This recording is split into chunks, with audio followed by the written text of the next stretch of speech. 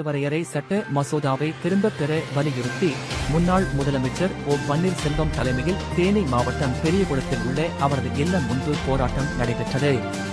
மத்திய அரசு கொண்டு வந்துள்ள தொகுதி மறுவரையறை சட்ட மசோதாவிற்கு எதிர்ப்பு தெரிவிக்கும் வகையில் மு.க. ஸ்டாலின் உத்தரவின்படி தமிழகம் முழுவதும் திமுக சார்பில் வீடுகளில் கருப்பு கொடி ஏற்றி போராட்டம் நடத்தப்பட்டது.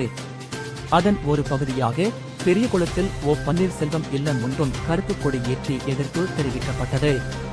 இதனைத் தொடர்ந்து ஓ பன்னீர்செல்வம் தலைமையில் திமுகவினர் கருப்பு சட்டை அணிந்து திரண்டு மத்திய அரசுக்கு எதிராகவும் தொகுதி மறுவரையறை மசோதாவுக்கு எதிராகவும் கண்டன கோஷங்களை எழுப்பினர்.